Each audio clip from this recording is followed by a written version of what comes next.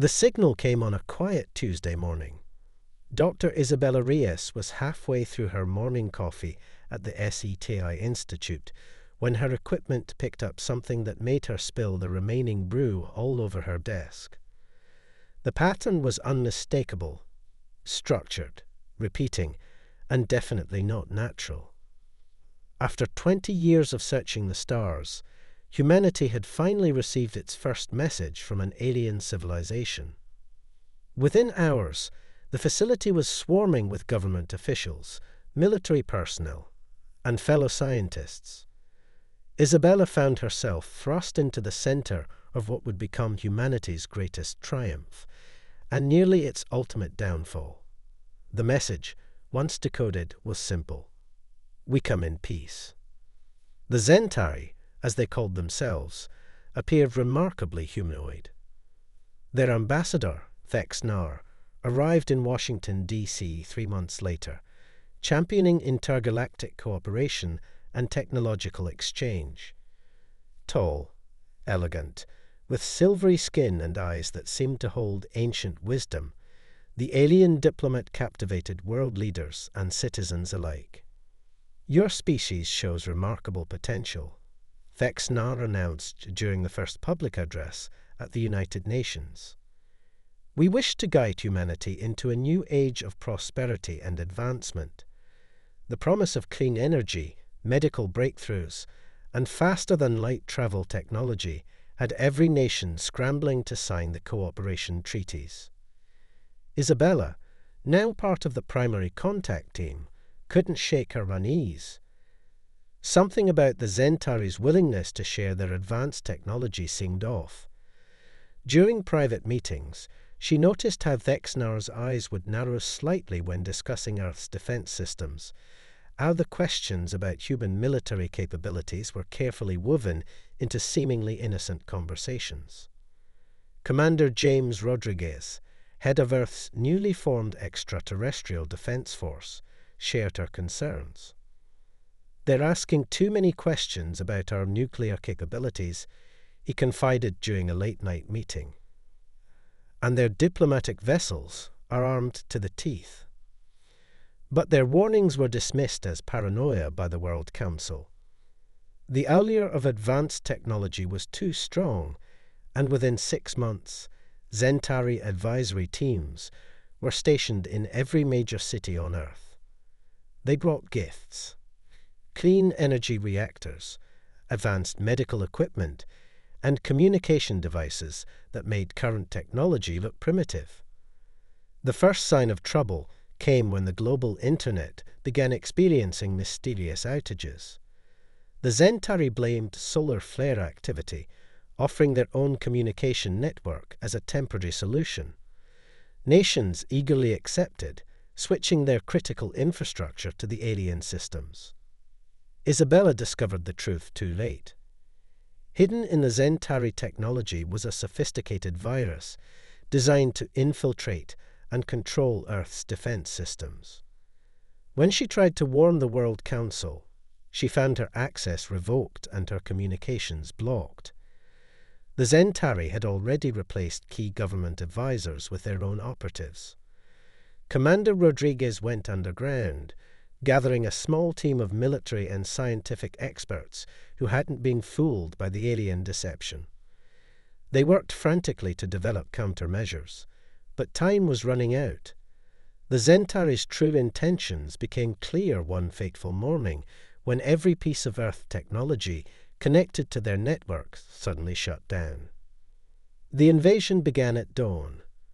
Massive warships emerged from behind the moon, where they had been hiding all along. The Zentari's diplomatic vessels revealed their true nature, transforming into battle stations above major cities. Earth's military forces, crippled by the technology shutdown, could barely mount a response.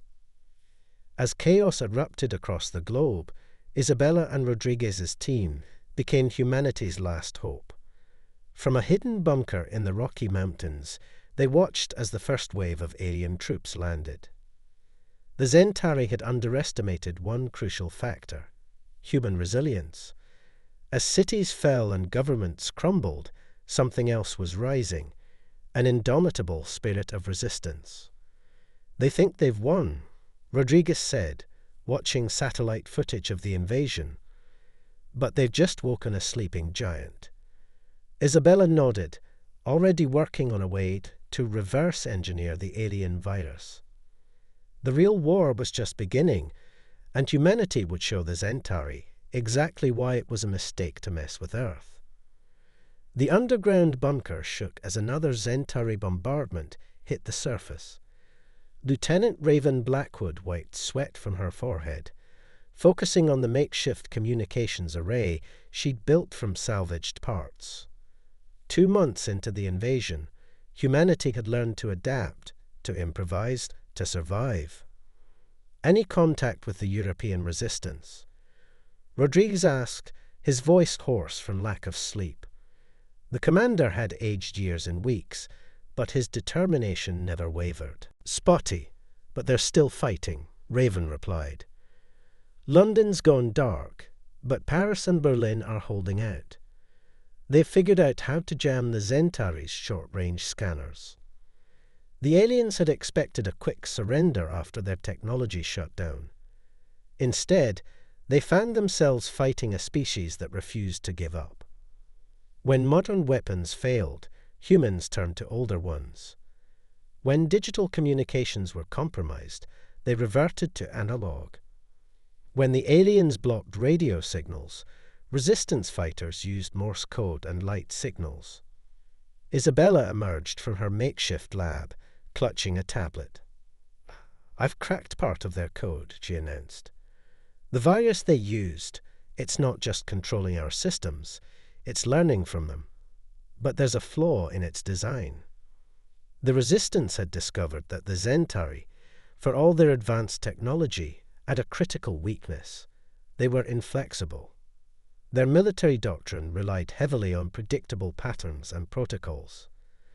When humans began using guerrilla tactics, fighting dirty, the aliens struggled to adapt. In New Delhi, resistance fighters used the city's ancient sewer systems to outmaneuver Zentari patrols. In Tokyo, teenagers reprogrammed cleaning robots into explosive devices. In Rio de Janeiro, citizens turned carnival floats into mobile weapon platforms. The Zentari responded with increasing brutality. They leveled cities, turned fertile lands into wasteland, and established processing camps for human captives. But each act of cruelty only strengthened humanity's resolve. "They're starting to get desperate," Rodriguez observed, studying surveillance footage. "Their supply lines are stretched thin, and their troops are showing signs of battle fatigue." Isabella's team worked tirelessly to understand the alien technology.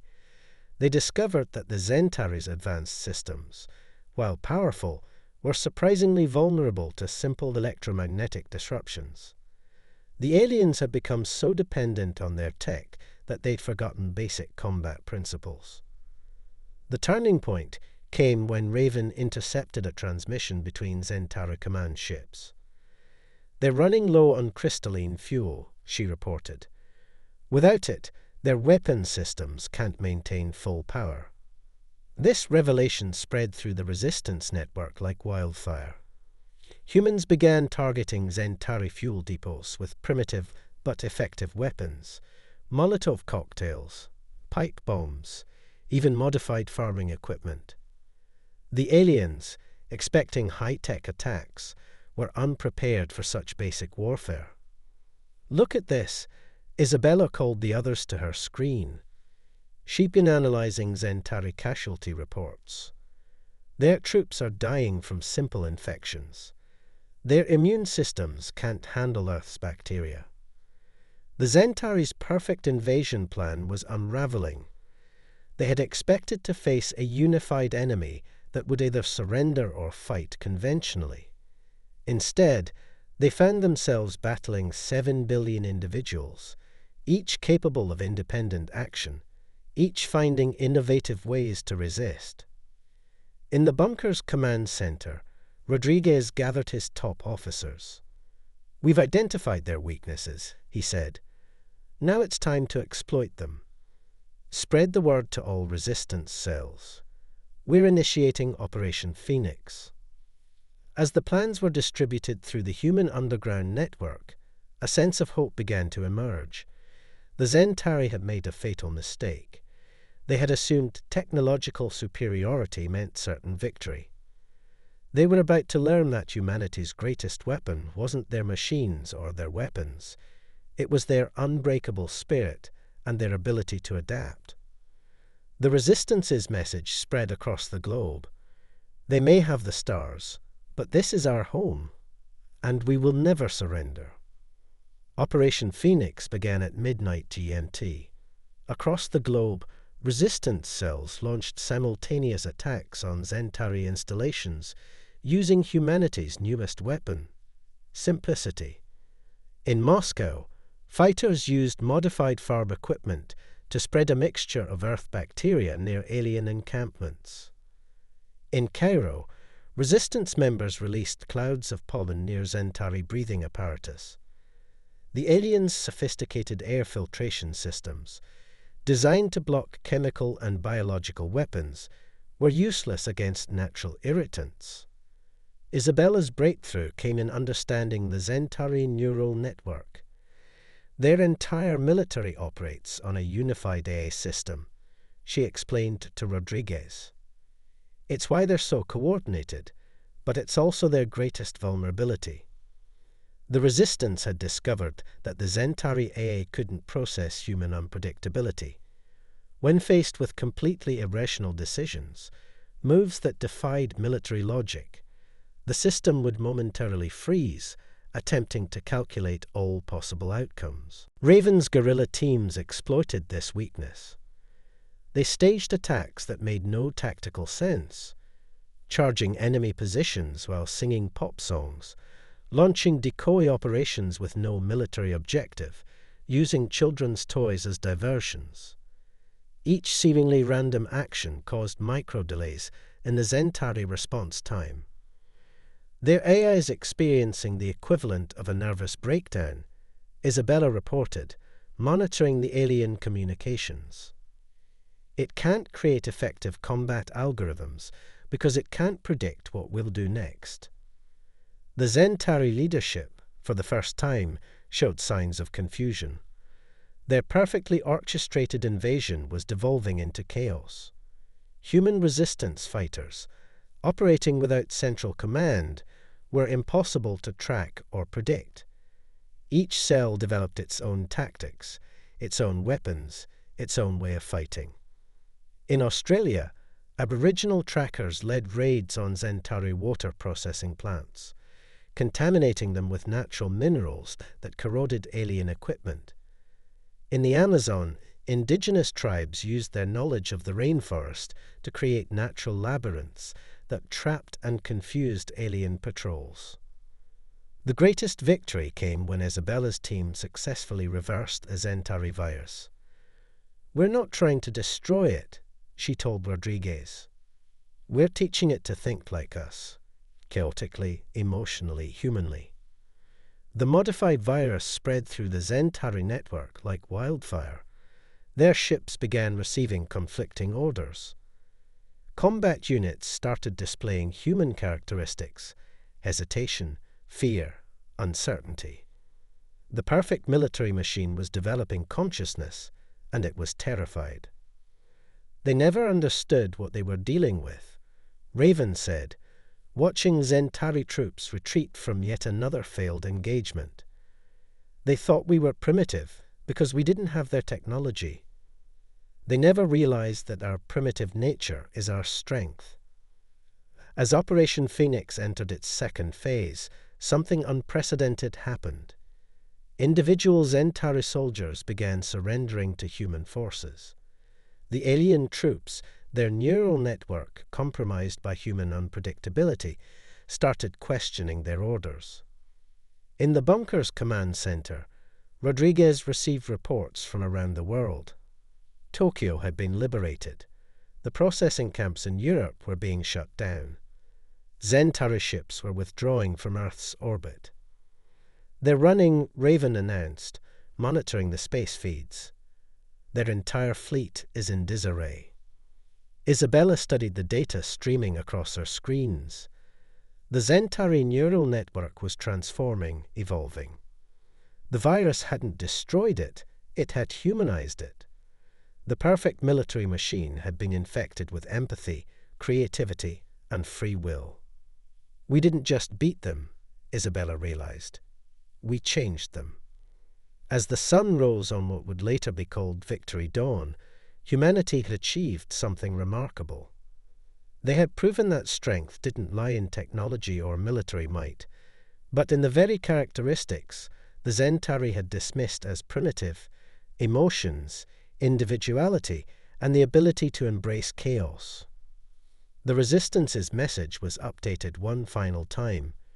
"This is humanity. We don't follow your rules. We make our own."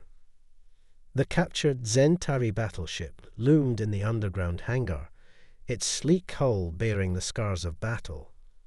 Dr. Isabella's team had spent months studying its systems, while Lieutenant Raven worked with former Zentari soldiers who had chosen to defect rather than continue fighting.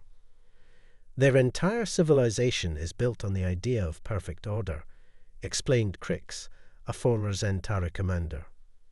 "When your virus introduced chaos into our neural network, it didn't just defeat us, it freed us." The human counteroffensive was ready. Operation Starburst would take the fight to the Zentari homeworld. Not for conquest, but for negotiation. Humanity had learned from their enemies' mistakes. They didn't seek domination, only recognition and respect. Rodriguez oversaw the preparation of Earth's first interstellar fleet. The ships were hybrid creations, combining Zentari technology with human ingenuity. Where the aliens relied on AI, humans installed manual overrides. Where they had automated systems, humans added backup mechanical controls. "We're not just copying their technology," Isabella explained to the United Earth Council. "We're improving it, making it more resilient, more adaptable, more human." The fleet launched under cover of darkness. 5,000 ships, crewed by both humans and defected Zentari, embarked on humanity's first journey beyond their solar system.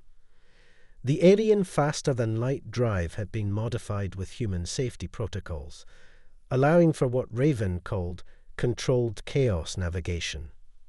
As they approached Zentari space, they encountered the first line of defense, an automated blockade of AI-controlled warships.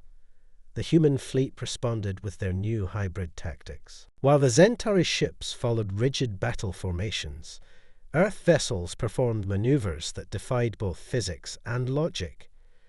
"They're still trying to predict our movements," Raven reported from the bridge of the flagship Terra Nova. "But you can't predict what we don't even know we're going to do." The blockade crumbled within hours. Human ships, powered by both technology and instinct, broke through the Zentari lines.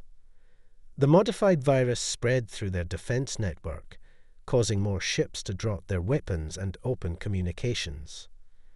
When they reached the Zentari homeworld, they found a civilization in turmoil. The virus had done more than disrupt their military. It had sparked a revolution. Younger Zentari, infected with human unpredictability, were challenging the rigid structures of their society.